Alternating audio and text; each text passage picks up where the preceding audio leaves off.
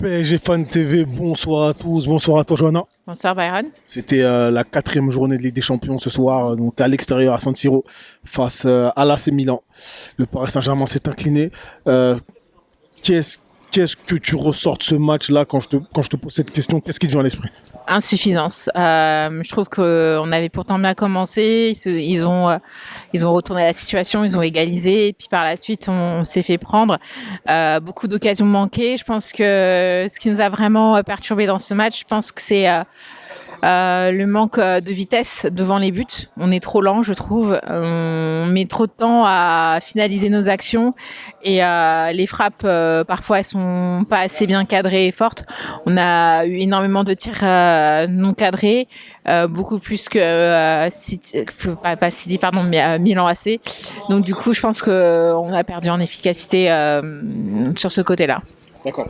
Si tu dois citer le meilleur Parisien ce soir et le moins bon Parisien ce soir. C'est un peu compliqué là comme ça de pouvoir donner Un seul. Pas bizarrement, je trouve que Donnarumma il a quand même fait un très bon match. Donc ça devrait être l'un des meilleurs Parisiens, même si c'est pris 2 buts. Je trouve qu'il a quand même assez bien protégé ses cages.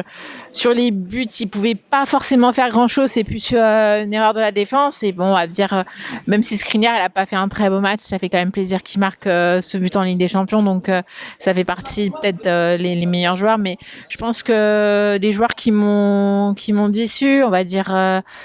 Vitinha, par exemple, voilà, ça fait partie des joueurs qui m'ont déçu, mais c'était pas le seul sur le terrain, donc c'est un peu compliqué d'en choisir qu'un seul. D'accord. Pour terminer, est-ce que tu es rassuré pour la suite? Est-ce que tu penses que le Paris Saint-Germain va se qualifier pour ces huitièmes de finale ou en tout cas à la première place? Bah, j'ai intérêt à libérer mes jeudis soirs. Voilà, voilà un petit peu le ressenti de ce soir parce que je pense que face à Newcastle au parc ça peut le faire, mais Dortmund est bien parti en fait dans cette poule. Et puis même quand on regarde, si on finit deuxième, on va encore rencontrer une grosse équipe, on se met en difficulté pour rien alors qu'on avait la maîtrise du match. Donc je sais pas trop. On verra au prochain match au parc. On verra à la 5e journée déjà ce qui se passe. Merci à toi. De rien.